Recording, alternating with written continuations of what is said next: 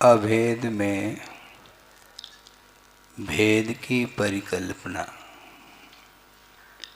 आप समझ रहे हैं। सिद्धांत की ओर ध्यान जाना चाहिए। अभेद में अखंडता का बोध होता है और भेद में खंड का ज्ञान होता है। आकाश अपने काल द्रव्य अमूर्त है और उसमें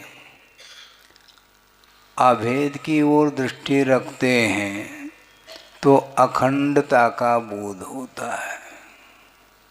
गुरुदेव ने प्रसंग रखा था, उसको मैं यहाँ पर प्रसंग बना रहा हूँ कि जो भी शुद्ध अवस्था को प्राप्त हुए हैं वो काल की दृष्टि से देखेंगे तो मध्य में ही सिद्धत्व की उपलब्धि हुई है।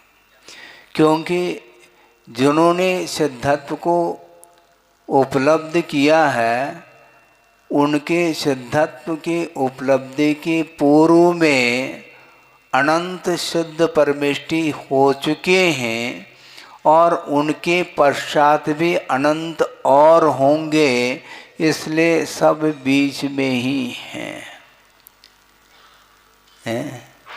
और आप तिथि गिन रहे हैं, तारीख गिन रहे हैं, वर्ष गिन रहे हैं, ये क्या है?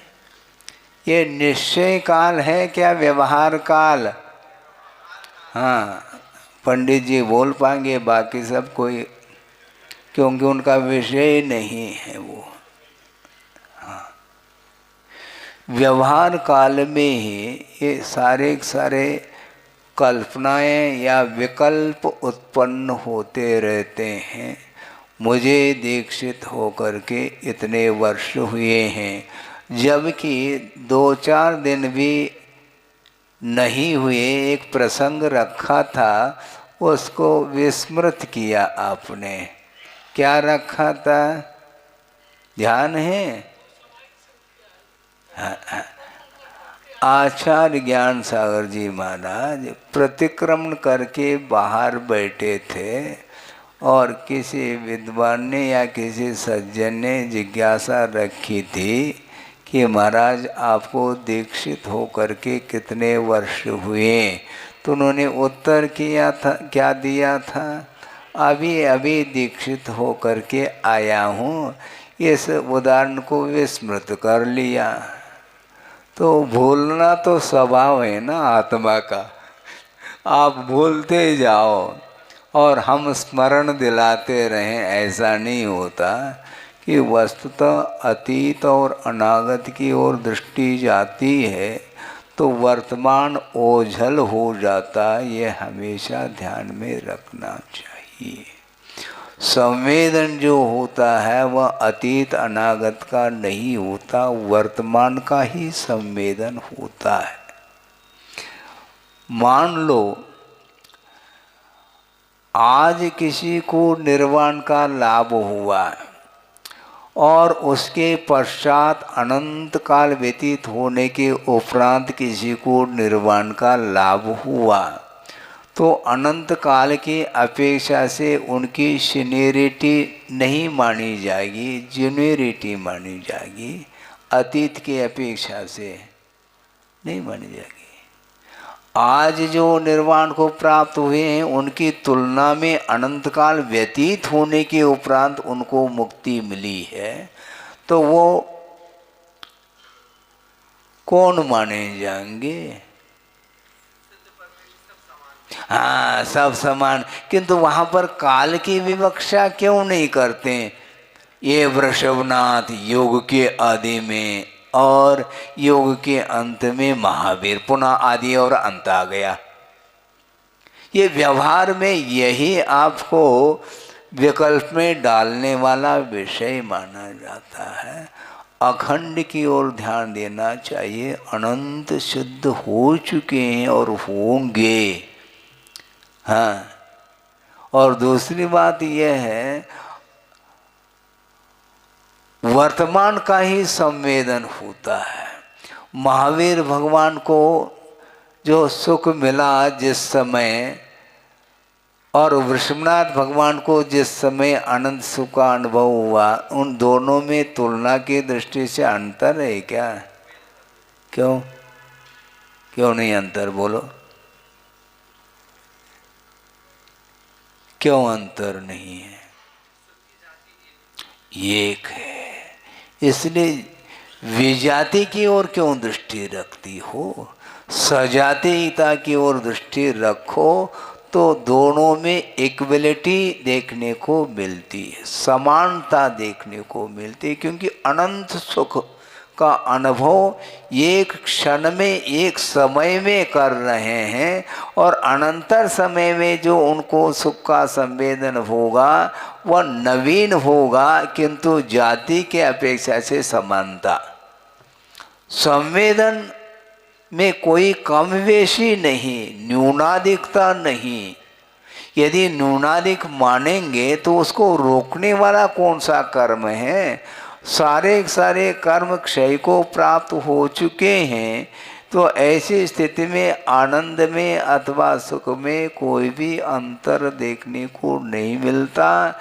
इसलिए गुरुदेव का ये कहना था कि जो हमसे, अपने से जो बड़े हैं, उस ओर ध्यान देने की आवश्यकता है। तो अपने आप ही महसूस करेंगे अभी अभी हम बहुत बौने हैं। गुरुदेव के सामने हम अपने आप को रखेंगे तो रख ही नहीं पाएंगे उनके सामने। क्या है बताओ? तराजू में तोला जा सकता है क्या? नहीं तोला जा सकता। सुनो, आप समझो बात को, क्योंकि अभी आप श्रोता है, वक्ता नहीं, ये ध्यान रखो। अभी तो हम वक्ता है, जब हम श्रोता बनेंगे तब सुना देना। यही तो समस्या है। दोनों को अतुलनीय कह नहीं सकते। भूल हो गई आपकी, भूल सुधार। हाँ, पेपर में भूल सुधार निकालना पड़ेगा।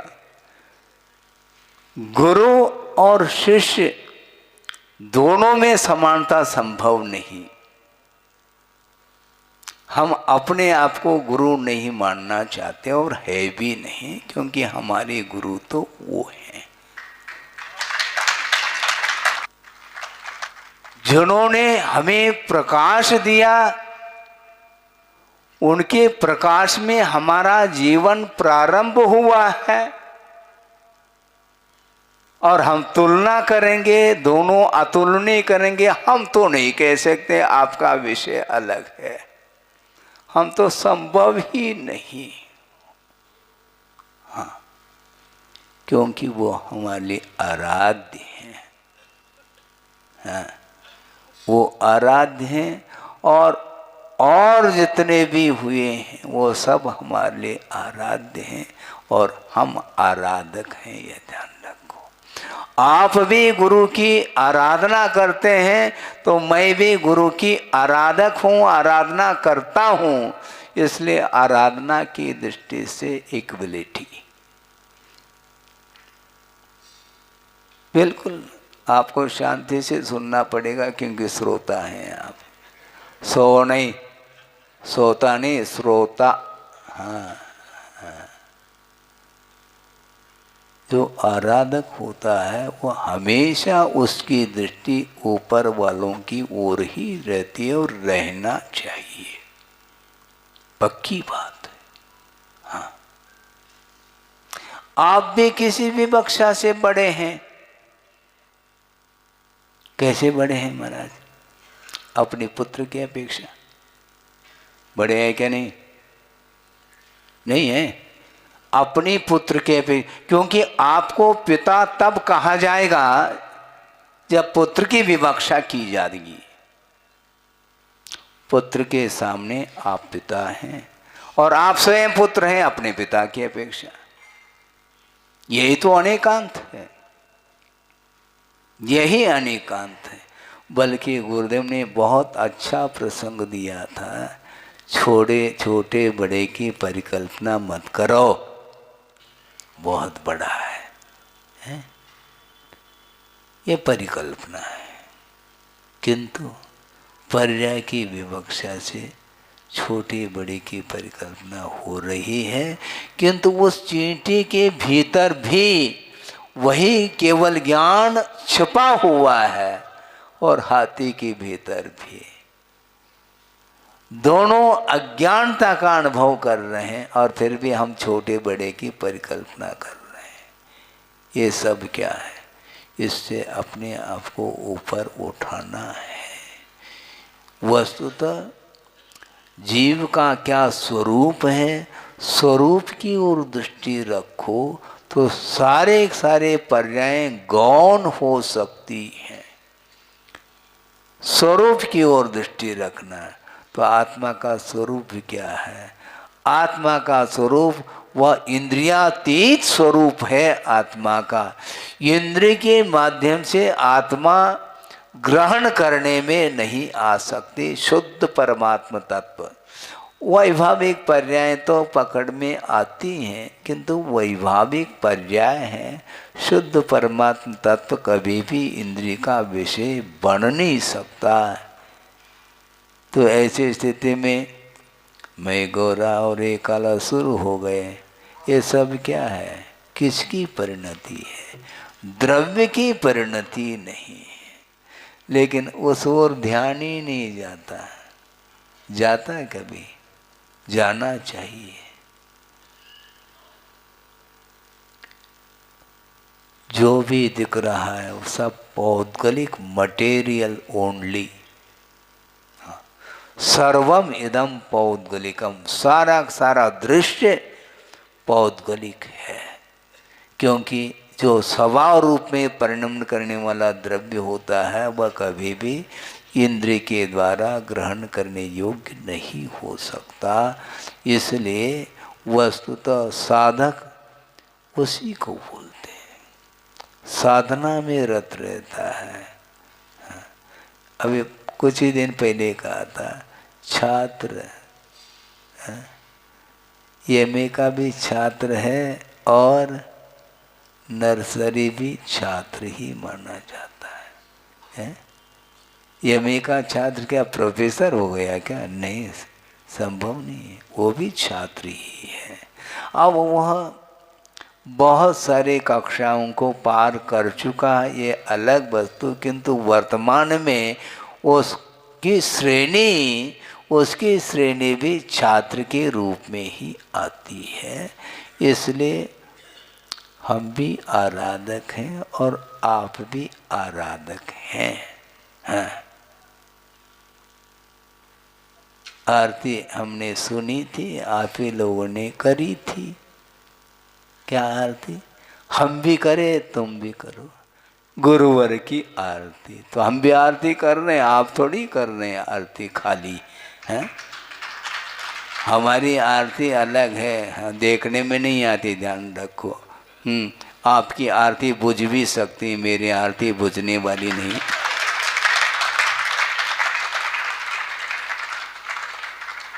घी डालने की आवश्यकता पड़ रही और हम भी आरती कर रहे प्रभु की और गुरु की, और वह आरती कभी बुझ नहीं सकती, वह रत्न दीपक माना जाता है, ध्यान रखो।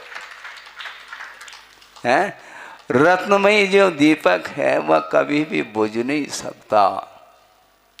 इसलिए ज्ञान के माध्यम से हम प्रभु और गुरु अथवा पंच परमेष्टि की आरती अर्थात भक्ति करते हैं। और भक्ति में डूबा हुआ जो साधक होता है वह कभी भी उसके अंदर छोटे बड़े की परिकल्पना नहीं आ सकती है।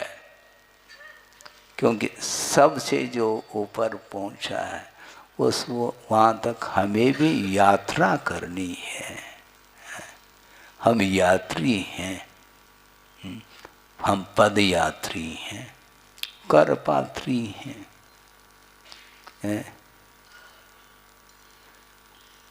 किसी ने कहा था कि महाराज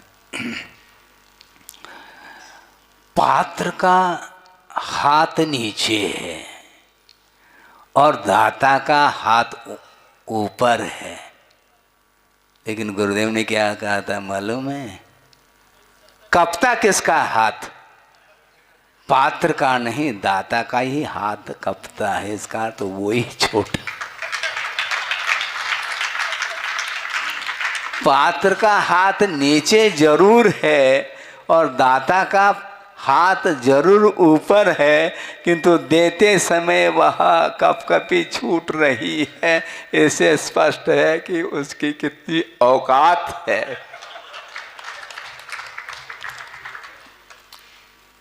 घबराता है ऐसा न हो कि मेरे द्वारा कहीं अंतराय न हो जाए, ये भाव उसके अंदर रहता है। हाँ। तो गुरुदेव का चिंतन देखो, वो भी चिंतन देते और अपन भी चिंतन कर रहे हैं। बहुत कितनी गहराई है उनके चिंतन में, तो इसी को बोलते हैं।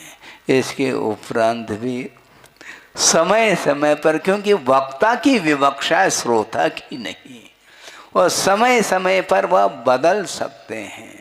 विवक्षा को भिन्न भिन्न विवक्षा बना करके ही वो उपदेश देते हैं। हमेशा एक सा उपदेश नहीं होता, पात्र को देख करके ही उपदेश दिया जाता है, अन्यथा निश्चित रूप से उस उपदेश का दुरुपयोग हो सकता है। इसलिए अनेकांत का आलम्बन लेकर के पिता को हम बड़े रूप में भी स्वीकार कर सकते हैं और छोटे रूप में भी स्वीकार कर सकते हैं। ये विवक्षा है। इसलिए समय आपका हो रहा है, आधा घंटा तो निकल गया अपना। ऐसे ही तो करेंगे, हमारे लिए आप ही लोगों के माध्यम से मैटर मिलता रहता है। हाँ, आप लोगों के माध्यम से उदाहरण भी मिलते रहते हैं। हम जो ना फ्री में बोल रहे। हाँ, बिल्कुल बहुत कठिन है, ये समझना बहुत कठिन है। हाँ, एक सज्जन ने यहीं पर सतनामी ही सुनाया था, हमें भी हंसी आ गई थी। मनोरंजन उन्होंने किया था कि टीचर छात्र को पढ़ा रहे हैं, ट्यूशन लिया जा रहा है, कोचिंग बोलते जो भी बोलो, और पढ़ाते समय एक छात्र से वह 500 रुपये ले रहा है और दूसरा छात्र है उससे 1000 रुपये ले रहा है। ऐसा क्यों? इसमें क्या रहस्य है? दोनों छात्र एक ही कक्षा में पढ़ रहे हैं और एक छात्र से वह 500 रुपये ले रहा, दूसरे से 1000 क्यों ले रहा है? उत्तर दो। उन्होंने उत्तर ये दिया कि 500 रुपये इससे इसलिए ले रहा हूँ क्योंकि इसका स्लेट खाली है और जिसका स्लेट भरा हुआ है इसको पोंछ करके फिर भरना पड़ता है, इसलिए 1000 रुपये मैं ले रहा हूँ ऐसा का। अब सोचो विचार करो, हैं?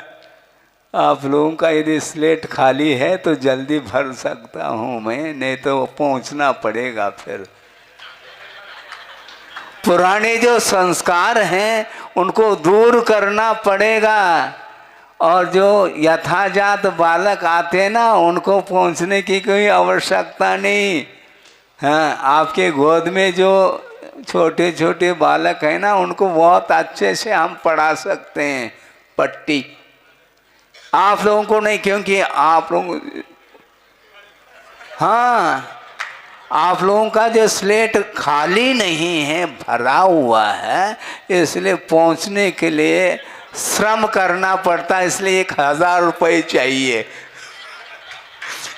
हमें हंसी आ गई थी, उन्होंने सोचा था कि ऐसे क्यों बोल रहे हो। उसका अर्थ उन्होंने ये बताया कि महाराज इसमें रहस्य ये है। हमने सोचा हमारे लिए तुम्हारे द्वारा उदाहरण मिल गया, हम भी सुना देते हैं सभा में। ये स्थिति है, क्योंकि अनादिकालीन जो मोह के संस्कार हैं उनको दूर किए बिना वह सम्यक ज्ञान दिया नहीं जा सकता।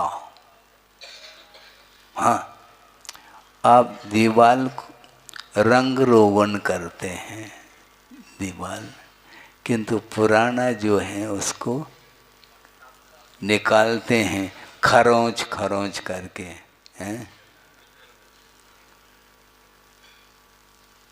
क्या बोलते हैं आप लोग, खाने की चीज भी होती हुआ खुरचन है, उसको खरोंच खरोंच खरोंच करके उसको निकाला जाता है। वो खुरचन के वो क्या है, वो मलाई अलग है और खुरचन अलग है। हाँ, इसलिए खरोंच खरोंच करके वो पुराना जो रंग है उसको निकालना पड़ता है। उसी प्रकार अनादिकालीन जो खुरचन है, मोह रूपी खुरचन, उसको खरोंच खरोंच करके निकालना पड़ेगा। मेहनत ज़्यादा होगी, इसलिए 1000 रुपये लेना पड़ता है। और पुराना यदि कोई रंग नहीं चढ़ा है तो निश्चित रूप से उसके ऊपर बहुत अच्छा रंग चढ़ सकता है। हाँ, क्योंकि जो यथाजात होता है वो कोरा स्लेट है, बहुत एक ही बार में वह स्वीकारता है। क्यों ऐसा नहीं बोलता वो, क्योंकि मालूम नहीं उसको क्यों का अर्थ ही नहीं मालूम उसको।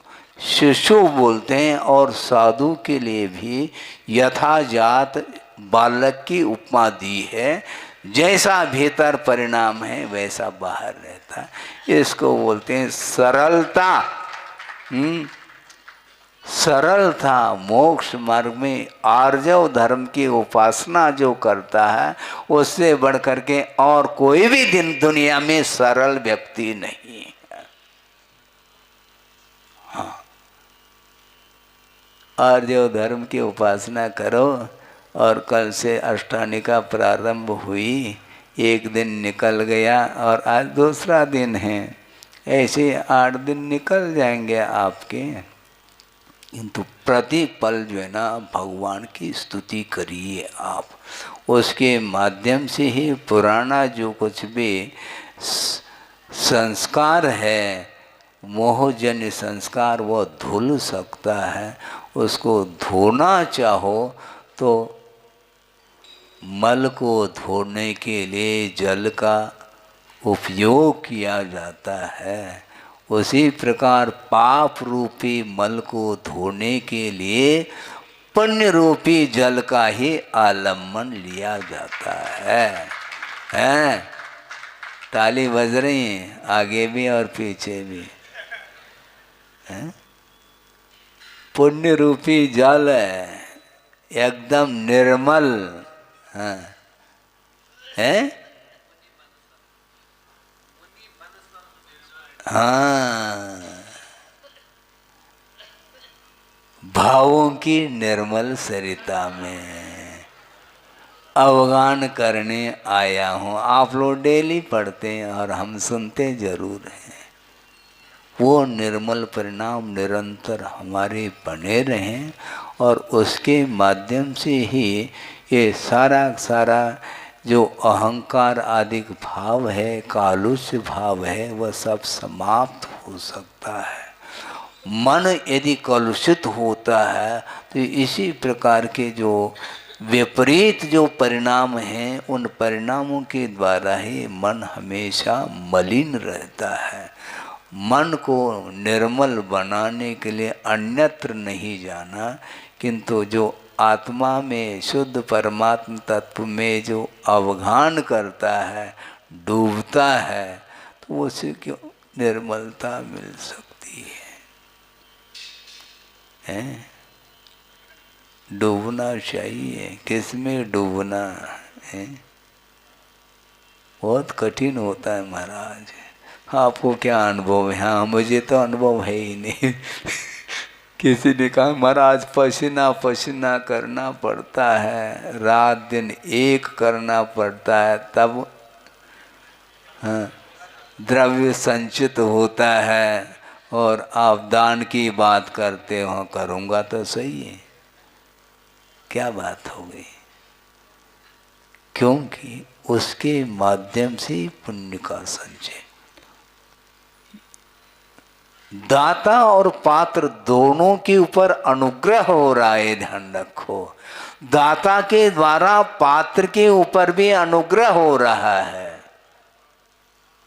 तो पात्र के लिए क्या अनुग्रह हो महाराज? दाता के द्वारा तो ज्ञान, सम्यक ज्ञान आदि अभिवृद्धि, ऐसा कहा। आपके उस दान के माध्यम से रत्नत्रय में विकास होता है, और स्वयं के लिए क्या अनुग्रह होगा? पुण्य संचय, ऐसा कहा है। आप पुण्य का संचय करना चाहो तो पात्र को ढूंढो आप, अच्छे अच्छे पात्र। न अच्छे नहीं भी मिले किंतु मध्यम पात्र भी मिले तो भी उतना ही भाव रखना चाहिए। हाँ, एक बार कहा था, समाप्त कर रहा हूँ, कि महाराज हमारे यहाँ एक भी मुनि महाराज का आहार नहीं हुआ। अच्छा, किसका? क्षुल्लक जी का हो गया। तो क्षुल्लक पात्र नहीं है वो। क्षुल्लक का अर्थ छोटा होता है, पुनः परिकल्पना होने लगी। क्षुल्लक जी का ही हुआ महाराज। अच्छा, फिर बाद में मुनि महाराज का हुआ, लेकिन बड़े महाराज का नहीं हुआ महाराज। ये और ये सिरदर्द है, बहुत बड़ा सिरदर्द माना जाता है। अब क्या कहा जाए, ये हमेशा ये रट जो है ना, मुनि महाराज को जब तक नहीं पड़ गया तब तक तो हमारे यहाँ क्षुल्लक जी आ रहे हैं, क्षुल्लक जी आ रहे हैं, ऐलक जी आ रहे हैं। उसके बाद मुनि महाराज आ गए तो पुनः उसमें बड़े और छोटे चालू हो गया। ये क्या कहा जाए उसके लिए? इसलिए तीर्थंकर भी दाता को, सबको संतुष्ट नहीं कर सकते। केवल ज्ञान होने के पूर्व में तीर्थंकर आपके आंगन में आते हैं, किंतु एक दिन में एक ही दाता को संतुष्ट कर पाएंगे, अन्य दाताएं देखते रह जाएंगे। अब क्या करेंगे? हैं? कौन संतुष्ट करेंगे? संभव नहीं। किंतु आचार्य कहते हैं संतुष्ट करने के कई प्रकार के तरीके हैं। अपने आप को संतुष्ट करने के लिए कृत भी है, कारित भी है, और अनुमोदन भी है। उसके माध्यम से उतना ही पुण्य का संचय किया जा सकता है। पुण्य संचय करने की ये कला है। हाँ, यदि आपके पास है तो आप करिए, कोई बाधा नहीं है। किंतु कोई भी धर्म से वंचित नहीं हो सकता, सभी संतुष्ट हो सकते। यहाँ तक कि जो पशु हैं वो भी दान की अनुमोदना करके भोग भूमि में चले जाते हैं। क्या है? वो आहार देते हैं, देख रहे हैं, किंतु देखने का भी उतना ही फल उनको मिल रहा है। इसलिए भाव प्रदान ये धर्म है। इसका अर्थ ये नहीं कह रहा हूँ कि द्रव्य का आप अभावी कर लो, ऐसा नहीं। किसी ने कहा कि महाराज हम भाव पूजा कर लें, क्योंकि द्रव्य चढ़ाने में कष्ट हो रहा है। तो उनको कहा पेट पूजा भी भाव से कर लेना।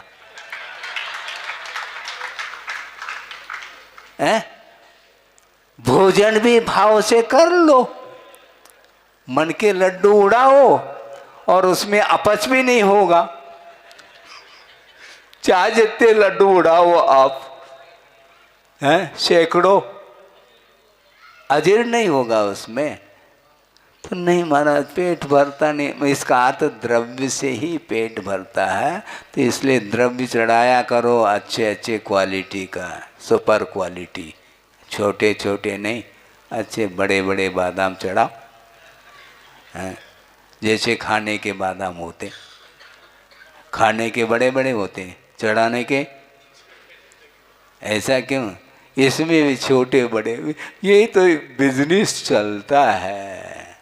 ऐसा नहीं, बिल्कुल भावों में कटौती नहीं, बिल्कुल उदारता के साथ, क्योंकि सारा सारा नश्वर है। भगवान आपने सब छोड़ दिया है, इसलिए आपके चरणों में मैं सब चढ़ाता हूँ। इस प्रकार का भाव रहता है। आपका समय पूरा होने को है, 10 बजने को है। वो अभी जो सुनाया ना, हाँ, जो गुरुदेव ने सुनाया है वो हमारे लिए संस्मरण है। तुम्हारे संस्मरण की पूर्ति हम नहीं कर पाएंगे, क्योंकि गुरुदेव ने हमें जो 40-50 साल सुनाया है वो उनके एक एक शब्द मेरे लिए संस्मरण बनते चले जा रहे हैं। ध्यान रखो। अहिंसा परमो धर्म की जय।